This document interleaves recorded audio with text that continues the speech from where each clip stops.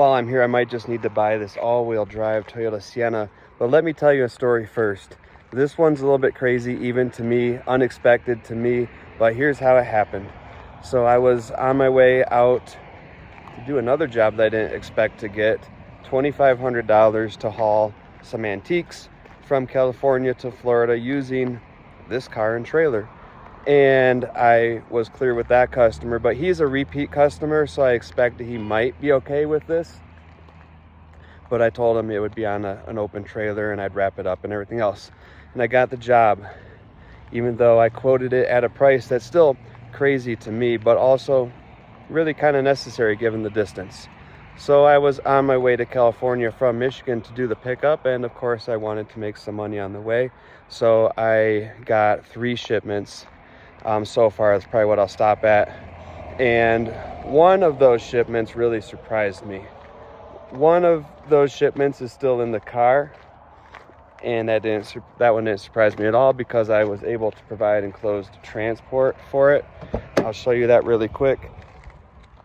Right here, this is a big, really beautiful planter and enclosed, not a surprise.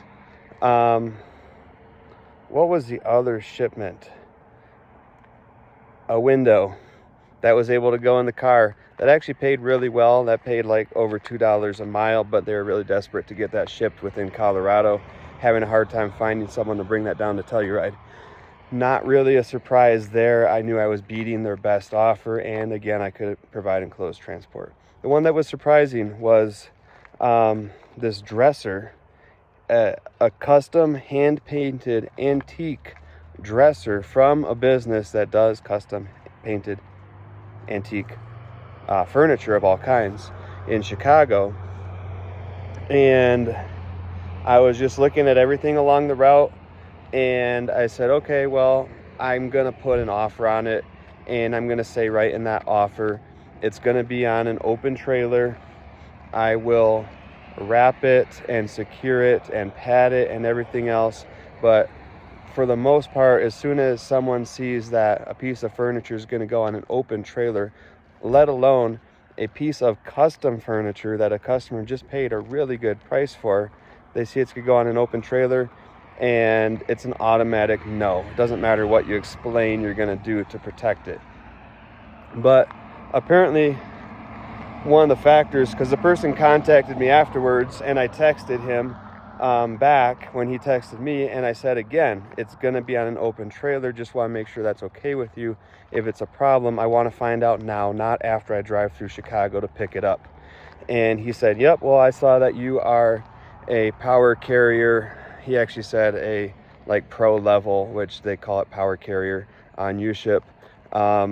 No problem with it as long as it's protected, it's waterproof, and it doesn't get crushed by an ATV. I'm good. So I showed up, I picked up, and he had someone else meet me who was actually seemed very nervous about it. But we got it loaded up. I drove it out, and the one thing I was a little bit nervous about was, is the customer maybe not happy that it came on an open trailer, or maybe just a little bit surprised. And it turned out this customer was one of my favorite customers for a few reasons.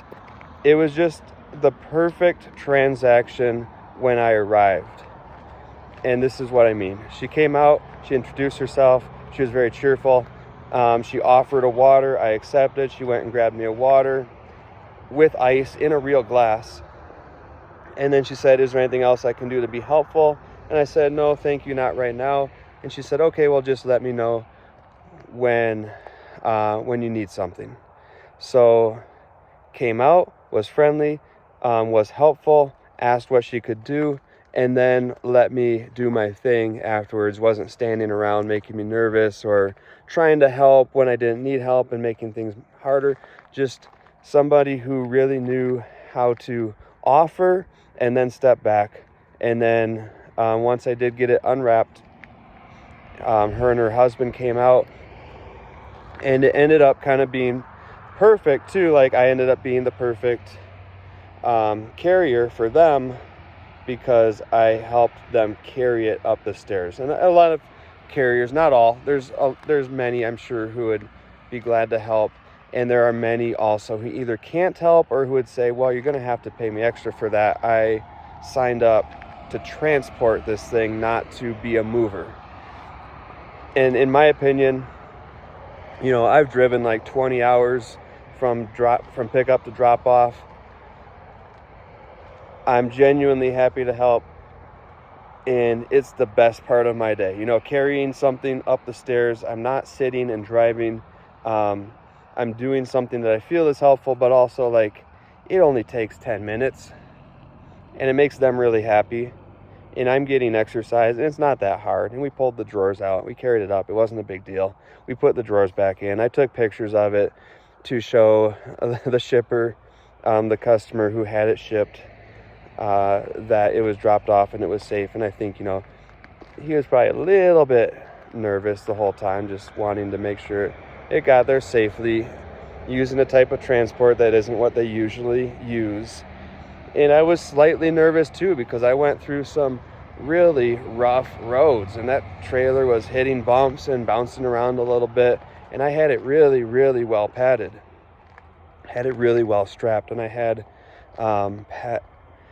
foam pads and strips under the straps, and I had the straps not too tight but not too loose, just right. But still, you know, 2,000 miles or 1,800, whatever it is, of, you know, roads, some of them in very, very poor condition. There's a lot to be nervous about, and everything was perfect. It arrived in perfect condition. There wasn't a scratch or blemish or anything on it. I went through rain. There had definitely been no water that had gotten in, so it was all in all a perfect delivery. But why did I get to do that? Why was I able to get the job? A couple reasons, I think. One, they were probably having a hard time finding someone to transport it that distance at the price they were offering. I'm happy with the price because it was along my route, and it really, to add a maybe 100-pound dresser, probably not even that, maybe 90 pounds, I don't know, maybe it was 100 with the drawers in, maybe it was a little bit over. But it's really not changing my gas mileage at all. It's not changing anything. It did require me to go a little bit off the route. I made $344 on it. I wouldn't leave home to drive this distance for $344, but I was leaving home anyway for something else. So the price was probably something where they wanted to take the offer they had. But if I hadn't had, you know, over 100 positive feedback, 5-star ratings, I really don't think they would have booked with me, even if I'd accepted their offer. So it's just reputation goes a long ways. And some people aren't going to factor that in. They're just going to say, nope, I don't want open transport. But this person, in my opinion, to their credit, they said, well, we're going to trust somebody who has a lot of positive reviews to prove that whatever they're doing is working, and who tells us, yes, I understand what this is and I can safely transport it for you. Here's what I'm going to do. And they chose to take my word for it. And they didn't just take my word blindly. I think that they did look at those reviews, and they did make sure. And then they decided to take my word for it. And it went great for both of us, because they got their item delivered. The customer received their item in perfect condition. They were super happy. They got somebody who was willing to help them carry it upstairs. And I got a little extra on this drive out that I was already going to need to make. So, and now I'm going to look at this all-wheel drive Sienna van for sale, because I might actually be at a place to buy it, depending on what they're asking. It's a little bit rough. It's got some scratches. It's not perfect. Got a little bit of rust, some dings. Not sure yet on the mileage. Got some more scuffs here. That's great. I don't need a fancy or super expensive vehicle. I need something that I can afford.